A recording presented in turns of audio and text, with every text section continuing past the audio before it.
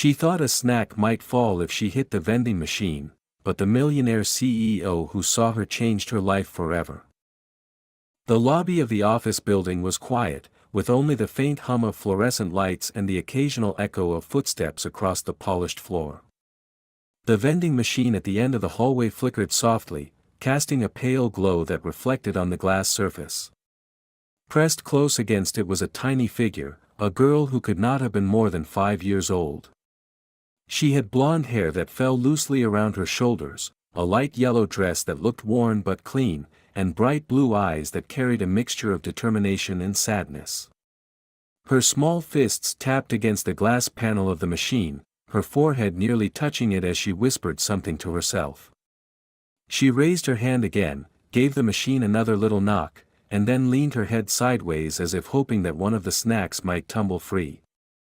After a moment she sighed, her lips moving just enough for the words to escape, "Maybe something will fall out by accident." She did not realize anyone was watching, and so her voice carried the honest innocence of a child who was clinging to a fragment of hope. Richard had been passing through the building, his steps purposeful as always, the weight of meetings and phone calls still lingering in his mind. He was a man who belonged to a different world, the world of tailored suits, important decisions, and a company that seemed to breathe only because of his will. His dark brown hair was neatly combed back, his light blue suit sharp against his broad shoulders, and his piercing blue eyes usually missed nothing. Yet when he first noticed the little girl, he almost walked past. It was not unusual to see children around the offices, sometimes employees brought them by. But there was something different here. She wasn't waiting for a parent, wasn't carrying a toy, wasn't humming to herself like children often did. She was hungry. That realization froze him in place. He stood silently for a few moments, watching her small body lean against the glass. Her fingers smudged the surface as she pressed her hand against the image of a chocolate bar, as though she could will it into her palm. He noticed her shoes, scuffed and too small, her knees slightly dusty from sitting on the floor earlier. And most of all, he noticed her eyes when she finally turned her head, startled by the shadow of a tall man standing nearby. They were the clearest blue he had ever seen, and in them he read both fear and an aching kind of bravery. She stared up at him without speaking, waiting to see if he would scold her for what she was doing. Richard crouched down slowly so he wouldn't tower over her. He placed one hand on his knee and tried to soften the edge in his voice that so often made grown men nervous in boardrooms. "Why are you knocking on the machine?" he asked quietly. The girl blinked at him, clearly weighing whether it was safe to answer. She bit her lip, then whispered, "Because, maybe it will drop something. Maybe I'll get lucky." Her voice cracked slightly, and then she lowered her gaze, embarrassed. After a pause, she added in an even smaller voice, "I don't have any money." Those words settled heavy between them. Richard felt something stir inside him, something he hadn't felt in years, a mixture of guilt, anger, and sorrow that this small child was forced to confront hunger in such a desperate, innocent way. He thought of the countless boardroom dinners he had attended, the expensive bottles of wine that were left unfinished, the untouched trays of food at corporate events. And here was a child, not asking, not begging, simply trying to coax a machine into giving her something by accident. For a long moment he didn't move, his chest tight with thoughts he could not fully explain even to himself. Then he reached into his pocket and pulled out a few bills, though he noticed immediately that the girl wasn't watching his hand. Instead, she kept her eyes fixed on the machine as though still hoping it would grant her wish. It was that unwavering hope that unsettled him most. When he fed the money into the slot and pressed a button, the sudden clatter of candy bars dropping into the tray made her jump. Her eyes widened, and she turned to him in shock, as though he had performed some kind of magic. Richard picked up the items and held them out to her, but he noticed she hesitated before taking them. It wasn't the hesitation of shyness, it was the hesitation of someone who wasn't used to receiving kindness without suspicion. Finally, with small trembling hands, she accepted the food, holding it close to her chest as though it were treasure. Richard expected her to open it right away, to eat with the hunger that had been written on her face. But she didn't.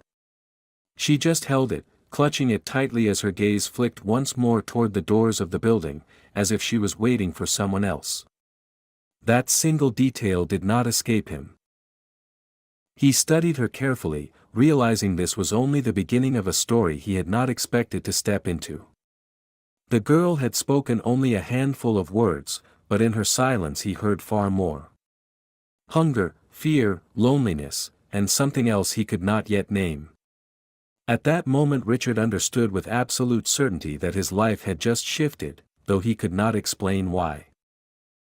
The sound of the candy bar wrapper crinkling in her small hands was the only noise between them as the silence stretched. Richard remained crouched near her, trying not to seem impatient or overwhelming, but inside he was restless.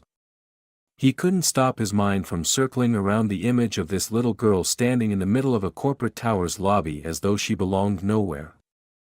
He wondered how long she had been there, how many employees had walked past without asking her a thing, how many times she had probably tapped her knuckles against the glass of that vending machine without anyone noticing. The thought unsettled him. He was a man used to control, to numbers that added up, to structures that followed rules, but this was something that did not fit into any of his calculations. The girl slowly unwrapped the bar, but instead of eating it quickly, as he expected, she broke off a piece and held it carefully as though she was rationing it.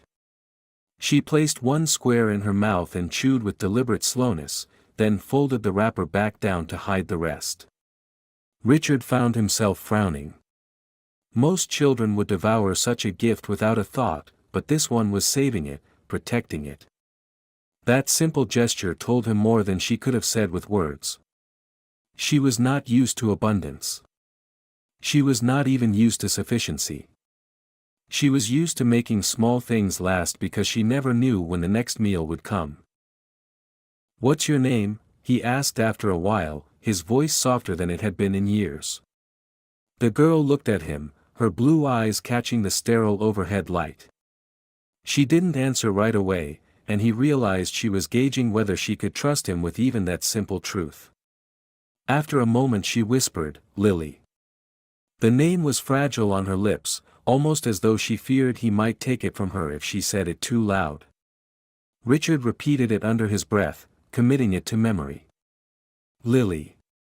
He had signed contracts worth billions, spoken the names of the most powerful men and women in business, but none of those syllables carried the same weight as that single word. "Do you live nearby, Lily?" he asked carefully. She shifted, pulling her knees up closer to her chest, and shook her head. Her hands tightened around the candy as though it were a shield. Richard watched her for a long moment, resisting the urge to press further, but then she surprised him by saying in a small voice, "I don't live anywhere.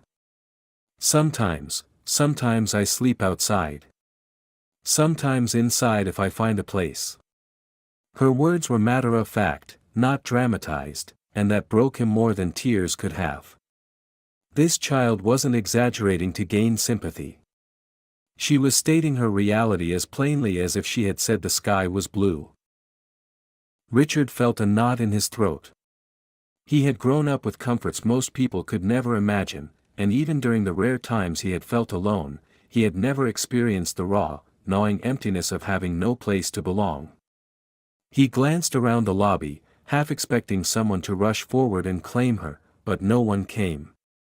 It was just her and him, two strangers who somehow now shared this fragile moment.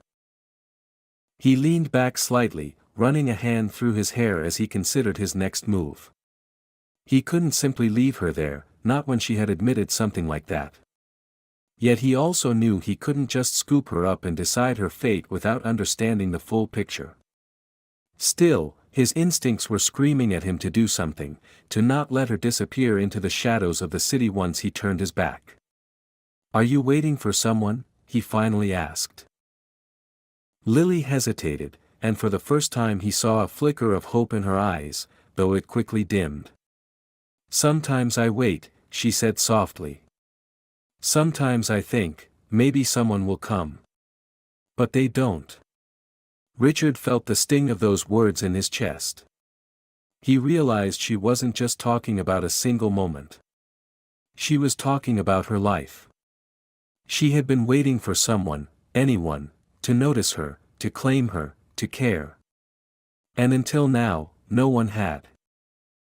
Richard swallowed hard, looking at this small girl who had appeared in his world so suddenly. He could feel the dangerous weight of a decision forming inside him, one that went far beyond kindness or a fleeting gesture. This wasn't about giving her a snack or a few dollars. This was about stepping into a role that terrified him more than any business risk ever had. He was standing at the edge of something vast, and though he couldn't see where it would lead, he knew walking away was no longer an option. Still crouched beside her, he spoke quietly, almost to himself. No one should ever feel like they have to wait forever. He didn't know if she understood the meaning behind his words, but Lily's eyes lingered on him for a long time, as though she sensed he was different from the others who had passed her by. She didn't smile, but there was the faintest loosening of her shoulders, the tiniest sign that maybe, just maybe, she was starting to believe someone might stay. The lobby grew quieter as the evening hours dragged on, with fewer people hurrying through the polished marble floors, and Richard found himself still sitting beside Lily, unable to bring himself to leave. He had long ago silenced the part of his brain that urged him to return to his office, check his phone, or follow his schedule. For perhaps the first time in years, his calendar did not matter, his meetings did not matter, the world outside these walls did not matter.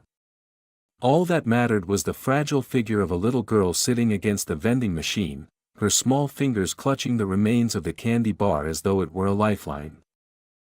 He tried to imagine what kind of days and nights she had lived through to bring her to this place. Every so often she would glance toward the revolving doors as if expecting someone, but there was no one who came for her. Richard asked himself whether he had ever truly understood loneliness until now. He had lost friends, business partners, even family ties along the way, but he had always had safety, a home, and the power to change his circumstances. For Lily, her entire existence was rooted in waiting, in surviving moment by moment, in convincing herself that scraps were enough. That realization unsettled him in a way no hostile boardroom confrontation ever had.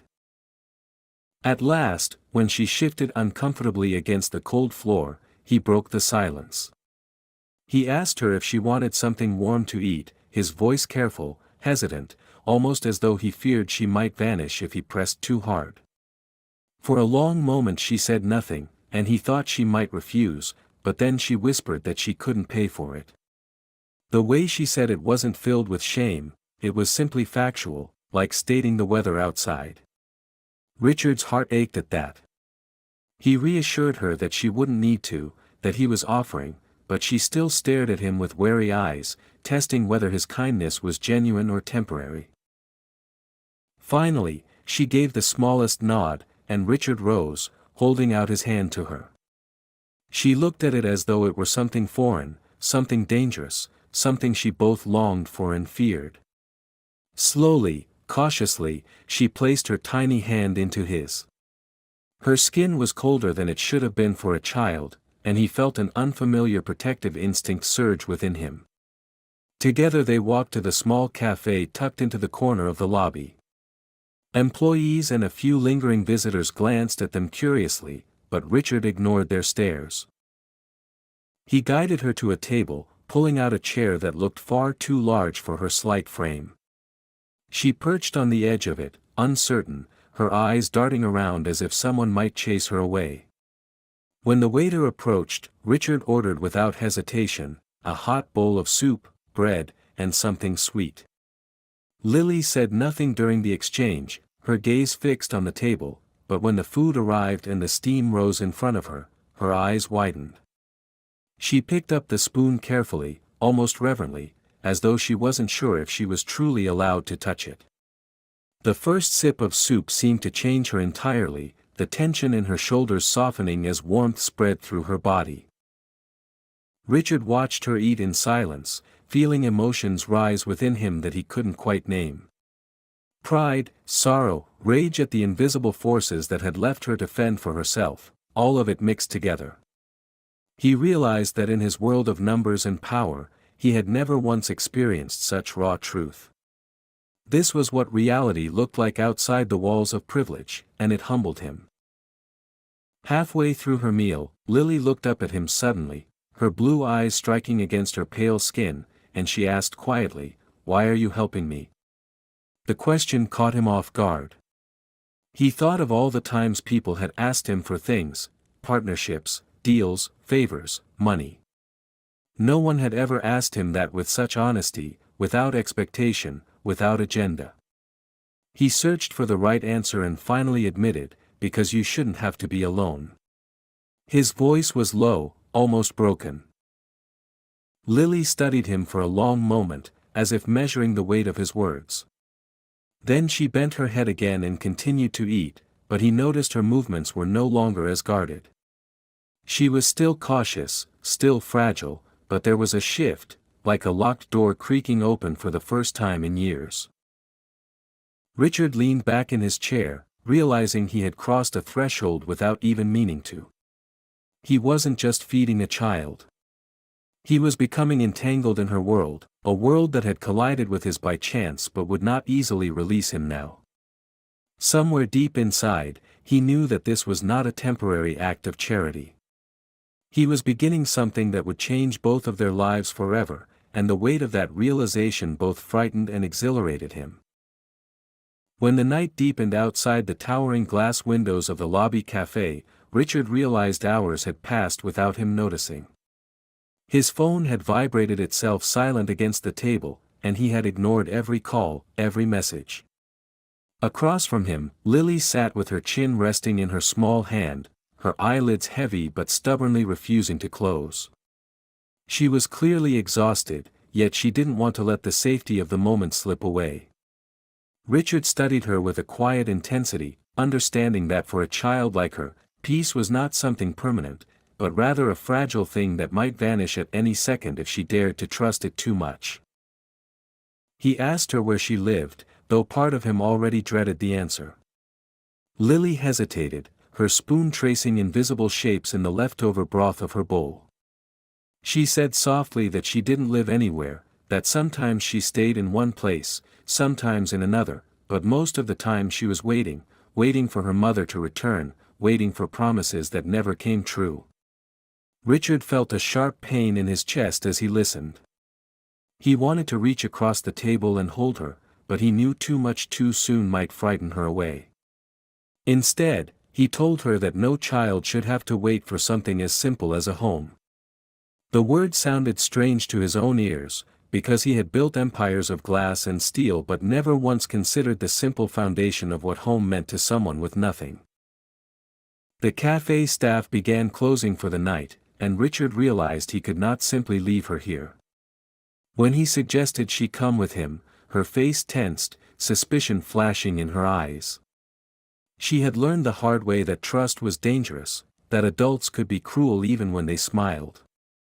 Richard didn't push, he crouched down to her level and said only that she didn't have to be afraid, that he would make sure she was safe, and that she could decide when to leave. Something in his tone seemed to disarm her. Slowly, she gathered the courage to take his hand again, though her grip trembled.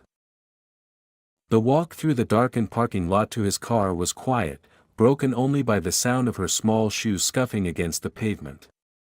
She stopped once, glancing nervously at the sleek black car waiting under the dim lights, and whispered that she wasn't supposed to go with strangers. Richard knelt beside her again and told her she was right, that she should never go with anyone unless she felt it was truly safe, and then added that she didn't have to decide right away. If she wanted, he would sit with her all night right there until the sun came up. The honesty in his words seemed to ease her fears, and after a long moment of silence, she nodded and allowed him to open the door for her. Inside the car, the warmth of the leather seats seemed to astonish her. She ran her fingers along the stitching as if it were something extraordinary, not just upholstery. Richard saw wonder in her eyes, but also unease, the constant battle between curiosity and mistrust. As the car rolled away from the hotel, she pressed her face against the window, staring out at the blur of lights and traffic, and whispered that the city looked different from up high. He realized she had probably never ridden in a car like his before, and he couldn't decide whether that humbled him or shamed him. When they reached his apartment, a penthouse that stretched across the skyline, Lily hesitated once again at the threshold. The marble floor, the towering windows, the art on the walls, everything felt unreal to her, as though she had stepped into another universe. She whispered that she didn't belong there. Richard knelt once more and told her she belonged wherever she was safe, wherever someone cared about her, and that for tonight at least, this was her place. She moved cautiously through the apartment, her little hands brushing over the smooth surfaces of tables, the edges of bookshelves, the soft fabric of the couch. Every corner seemed to remind her of what she didn't have, but Richard saw the faint spark of awe in her eyes. He offered her food again, though she shook her head, too tired to eat more. He guided her to a guest room, though when she saw the vast bed, she looked almost frightened of it. Richard told her she didn't have to sleep there if she didn't want to, that she could curl up on the couch if it felt safer. She finally agreed to try the bed, sitting stiffly on the edge of it until her body began to relax. As he stood in the doorway, watching her fight against sleep, she asked him suddenly if he was going to send her back. The rawness in her voice broke something inside him. He crossed the room slowly, sat on the edge of the bed, and told her gently that he didn't know what tomorrow would bring, but he promised she wouldn't be left alone again tonight. That seemed to be enough for her. Her eyes fluttered shut, her breathing slowed, and for the first time, he saw her truly rest. Richard remained there long after she fell asleep, listening to the sound of her steady breaths, feeling a new weight settle over him. It was not the weight of business deals, obligations, or power. It was the weight of responsibility, of connection, of realizing that fate had placed this fragile, broken child in his path for a reason. For once in his life, he did not think about his next move in terms of profit or advantage. He thought only of the promise he had made, and how he would have to keep it. Morning sunlight filtered through the floor-to-ceiling windows of the penthouse, painting the room in soft golden hues that made the city skyline look almost unreal. Richard had been awake for hours, sitting in the living room with a cup of coffee untouched beside him, his thoughts tangled in ways that felt new and unsettling. He had spent most of his adult life controlling everything around him, from stock markets to global deals, but now, in his own home, there was a presence he couldn't measure with numbers or predict with strategy. Down the hall, in a guest room that had never been used before, a child who had once been a stranger was sleeping in a bed that looked far too big for her small frame. He had watched her drift off the night before with an unease he didn't quite understand, and the weight of the quiet promise he had given her clung to him with unexpected intensity. When he finally rose from the couch and walked to the guest room, he hesitated at the door. Lily was still asleep, curled beneath the heavy blanket as if she feared it might disappear if she loosened her grip. Her blonde hair fanned across the pillow, her small hand resting near her cheek, and for the first time he saw not just her fragility but also her strength. She had survived nights without warmth, days without food, and yet here she was, breathing steadily, as though the very act of sleep was an act of courage. He felt something stir inside him that he hadn't felt in years, an ache that was not born of loneliness, but of responsibility, of the desperate need to protect. When she woke, blinking against the sunlight, she looked disoriented at first, as though afraid it had all been a dream. She sat up slowly, clutching the blanket, and her eyes darted around the luxurious room before settling on him. For a moment, silence hung between them, fragile and uncertain. Then she whispered, almost apologetically, asking if she was allowed to be here. The simplicity of her question pierced him more deeply than any accusation ever had. He crouched down to meet her gaze and told her with quiet conviction that she was not only allowed, but wanted here. Her expression softened, though doubt still lingered in her eyes, the kind of doubt that no words could erase in a single day. He offered her breakfast, guiding her into the kitchen where a spread of food had already been set out by his staff. Pancakes, fruit, eggs, toast, more than she could possibly imagine finishing. She sat at the table, her little hands folded in her lap, not touching anything at first. It was only after he encouraged her, showing her that it was all for her, that she reached out with careful fingers and picked up a piece of fruit. She ate slowly, with the quiet reverence of someone who wasn't used to abundance, and he realized she was savoring each bite as though it might be the last. He watched her with a strange mixture of admiration and guilt, wondering how many times she had gone to bed hungry while he had thrown away food without a second thought. After breakfast, he tried to talk to her, asking small questions about the things she liked, about the games she played, about what made her laugh. She was hesitant at first, giving him answers so short they felt like whispers, but as time passed, her walls began to crack. She admitted she liked drawing, though she never had proper crayons. She told him she liked stories, especially ones about animals, but she never had books of her own. And then, with a sudden intensity that startled him, she said she liked music, because it was the only thing that made the bad days feel smaller. Richard listened carefully, realizing how little it took to make her happy, and how much she had been denied. When she asked if she could see the city from the balcony, he opened the glass doors and let her step outside. She pressed her small hands against the railing, staring wide-eyed at the sprawling cityscape beneath them. The cars below looked like toys, the people like ants, and she whispered that it felt like standing on top of the world. He watched her in that moment and thought how strange it was that he had stood on that very balcony countless times without ever seeing the world the way she saw it. For him, the city had always been about deals and power, but for her it was simply wonder, endless and breathtaking. Later, when he suggested buying her new clothes or toys, she grew quiet again, shrinking into herself as though unsure if she deserved it. He understood instantly that the gesture, though well-meaning, felt overwhelming to her.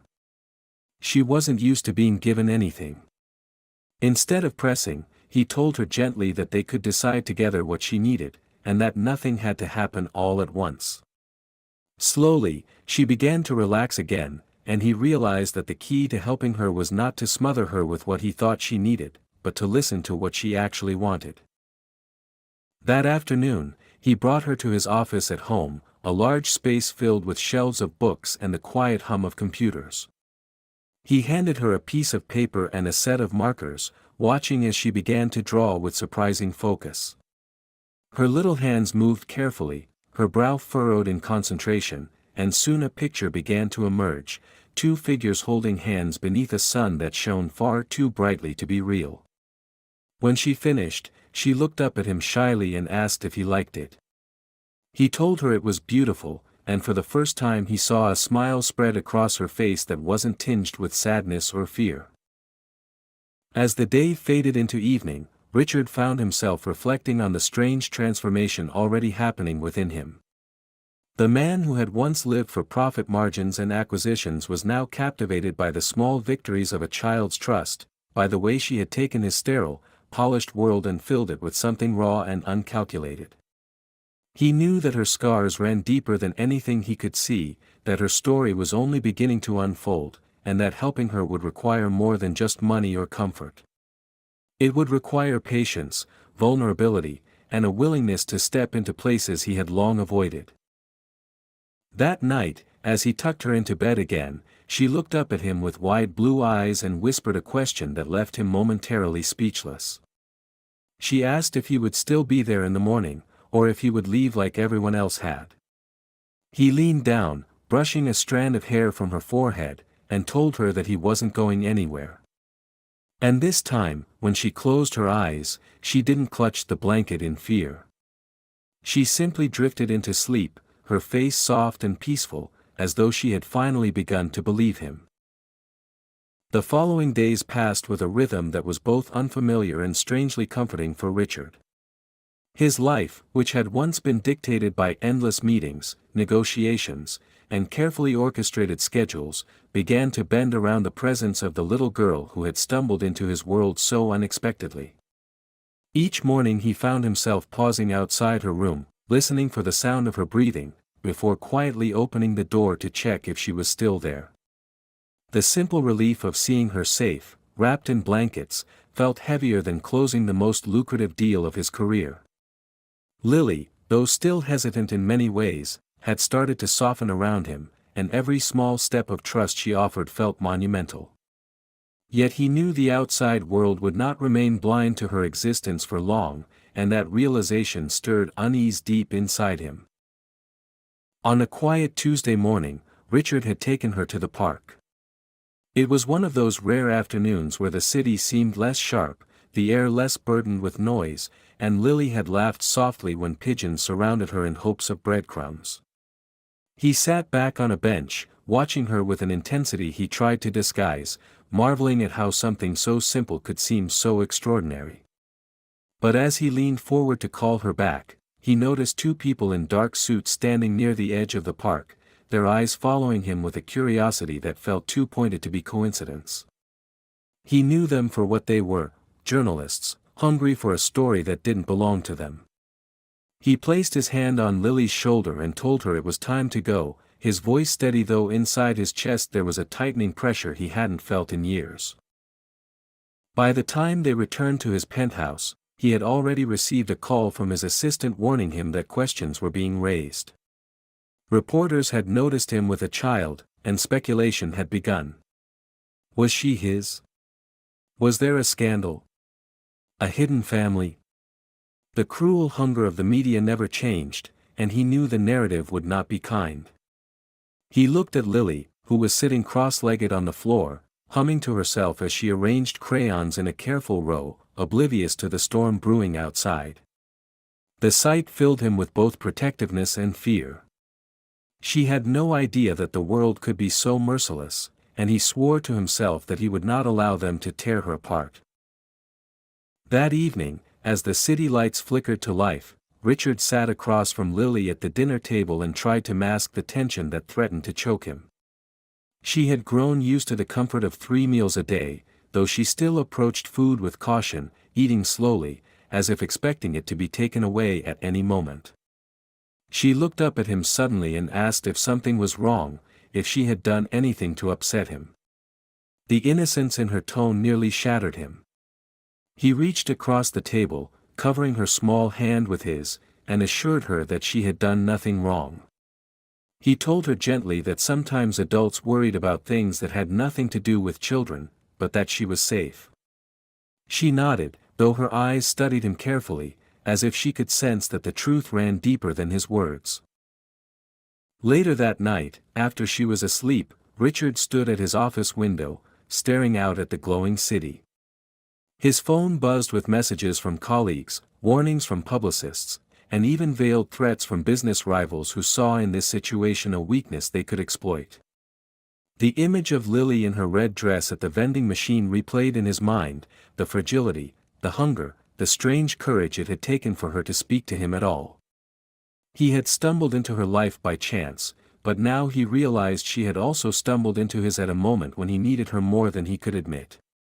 The idea of losing her, of allowing the world to twist this into something ugly, filled him with a dread that was sharper than any professional setback he had ever endured.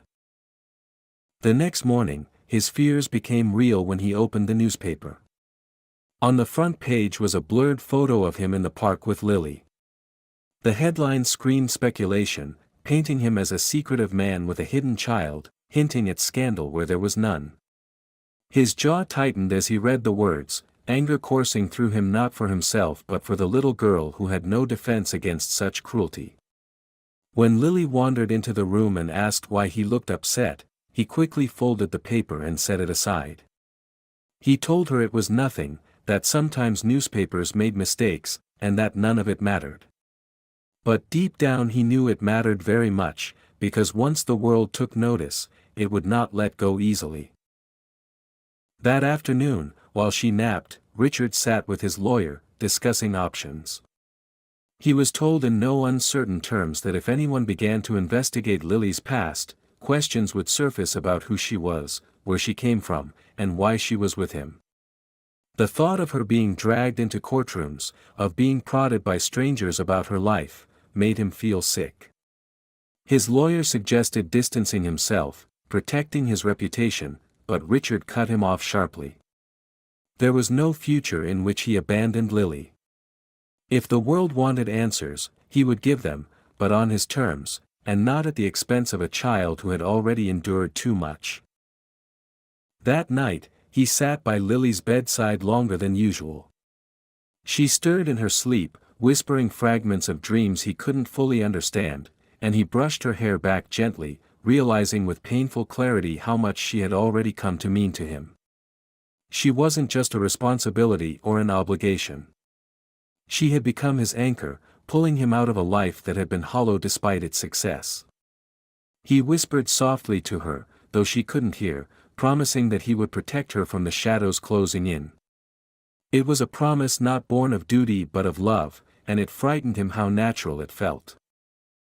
By the end of that week, he knew the course of his life had shifted forever. No matter what the newspapers said, no matter what the boardrooms whispered, he was determined to fight for Lily. She was no longer just the little girl he had found by chance. She was family now, though neither of them had spoken the word aloud. And as he sat alone in the dark, listening to the steady sound of her breathing from the other room, he realized that for the first time in years, he had something worth losing, and that was what made him truly afraid.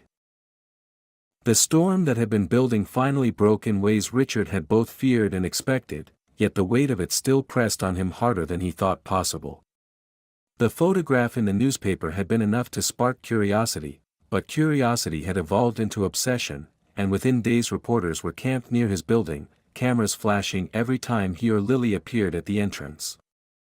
He tried to shield her by having her use the back exit, but even that quickly became impossible once they discovered every corner of his routine. It seemed as if the world had conspired to dissect his life, and while he was used to scrutiny as a public figure, this time it was not just about him, it was about a child who deserved anonymity, dignity, and peace. Each night, as Lily clung to the stuffed bear he had bought her from a store weeks ago, he lay awake wondering how he could shield her from a world that saw headlines instead of humanity. The board members of his company were no less relentless. They summoned him for meetings in which they questioned his judgment, insinuating that keeping a child under his roof could destabilize their image and scare investors. He listened with his jaw clenched as men who had known him for years spoke about Lily as if she were a liability, a problem to be solved, instead of a small girl who had been alone and hungry when he found her. At one point, one board member bluntly suggested that he return her to wherever she came from, and let the authorities handle it. Richard rose from the table and walked out, his silence sharper than words, but inside him something cold and resolute hardened. He would not let anyone reduce Lily to a mistake. Meanwhile, Lily herself began to notice the whispers. She was no longer oblivious to the strangers with cameras or the way people stared when they walked into a cafe. One evening she asked him directly if she was causing trouble for him, if people were angry because he had her in his house. Her small voice was quiet but steady, and the question cut him to the core. He knelt down beside her, holding her hands in his, and told her she was not trouble, she was not wrong, and she was the best thing that had happened to him in years. Her eyes filled with tears, though she nodded as if she only half believed him. In that moment he realized she was already carrying a burden too heavy for her age, the fear of being unwanted yet again, and that thought terrified him more than any scandal. The breaking point came when a rival executive leaked a distorted story to the press, painting Richard as a man who had hidden a child for years, suggesting lies about her parentage and even hinting at corruption. The story was designed to ruin him both personally and professionally, and for a few days it seemed to be working. Reporters shouted accusations at him in the street, demanding answers about his secret daughter. Lily, hearing the shouts, clung to his arm with wide eyes, and he knew in that instant that staying silent would no longer protect her. He would have to do something drastic, something public, something that would expose him to ridicule but also give Lily the shield she needed. That evening, Richard called his lawyer and instructed him to arrange an immediate legal declaration, one that would make headlines but also set the record straight. He was not Lily's father by blood, but he would become her guardian by choice. He would stand in front of cameras, not to defend himself, but to claim her. His lawyer warned him of the risks, the complications, the scrutiny that would follow such a move, but Richard was already certain. It was not about reputation anymore. It was about giving Lily the one thing she had never truly had, stability. The next day, as flashbulbs exploded and journalists shouted questions, Richard stepped up to a podium with Lily at his side. She was dressed in a pale blue dress that made her look both fragile and strong, and she held his hand tightly as if she were afraid he might let go. He spoke not as a CEO defending a corporation but as a man who had found something he could not ignore. He told the world that he had met Lily by chance, that she had been alone, that he had chosen to take her in, and that he was in the process of making it permanent. He told them that she was not a scandal, not a secret, but a child who deserved safety and love, and that if anyone wanted to challenge that, they would have to go through him first. The silence that followed was not the silence of disinterest but of shock. Some reporters lowered their cameras, some exchanged looks of disbelief, and others scribbled furiously as if trying to capture every word. Lily, not fully understanding the magnitude of what he had just done, leaned closer to him and whispered if she had done something wrong. He bent down and whispered back that she had done everything right, that she had given him a reason to fight. In that moment, something shifted between them, an unspoken bond that transcended the chaos around them. That night, when they returned home, Lily climbed onto his lap without hesitation and rested her head against his chest. She whispered that she was scared of all the people, of the cameras and the noise, but that she felt safe with him. Richard, holding her close, realized that he had crossed a line he could never uncross. He was no longer just a man protecting a child out of obligation or impulse.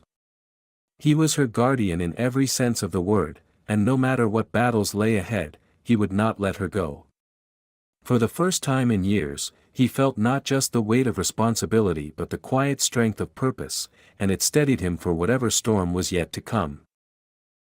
The fallout from Richard's declaration was immediate and overwhelming, a tidal wave of media frenzy, corporate backlash, and public fascination that swept through his world like a storm without end.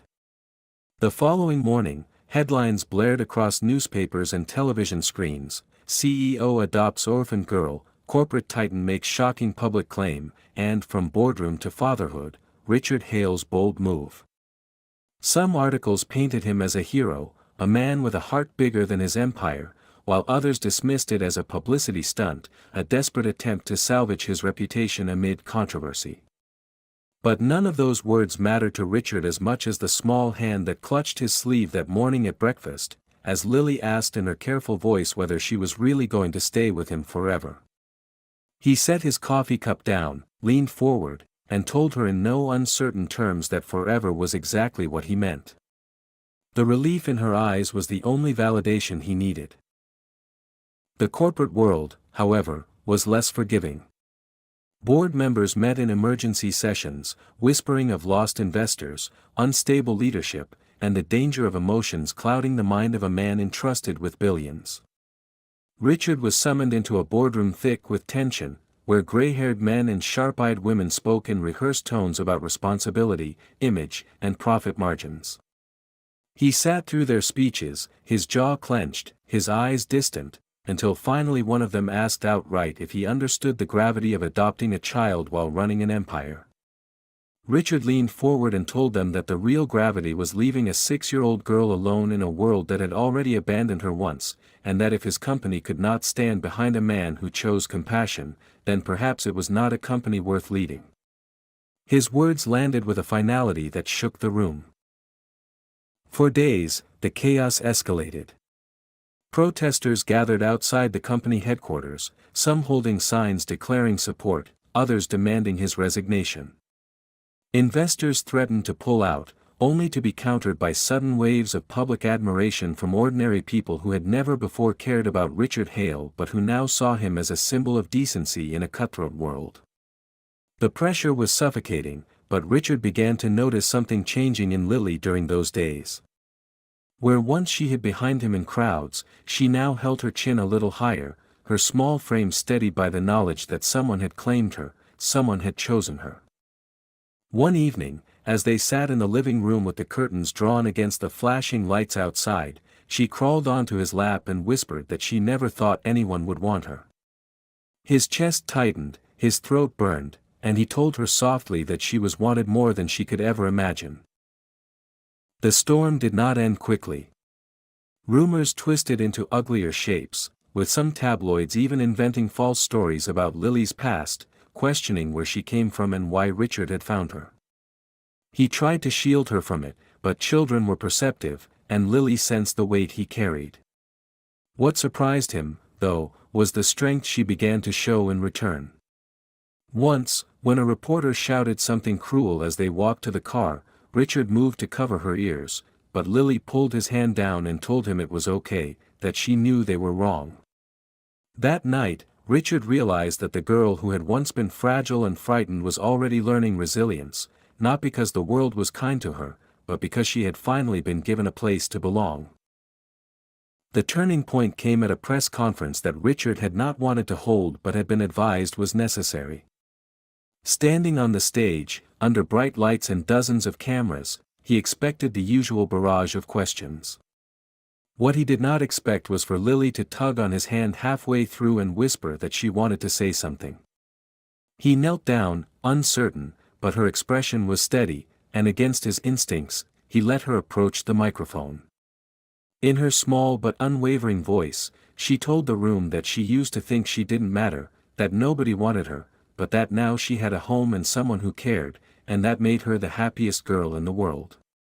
The silence in the room was absolute, the kind of silence that sinks deep into bone.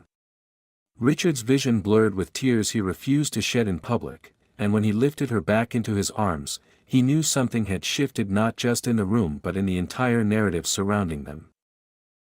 From that day forward, the tone began to change. Articles softened, public opinion leaned in their favor, and while there were still critics, there were also thousands of letters sent to Richard's office, filled with stories from people who had once been abandoned, overlooked, or unloved, thanking him for showing that kindness could exist even in the coldest of industries. The board relented, unable to ignore the wave of goodwill, and Richard's position, once hanging by a thread, steadied once more. Yet to him, the true victory was not in preserving his career but in the quiet nights when Lily fell asleep curled against him, finally without fear that she would wake up alone.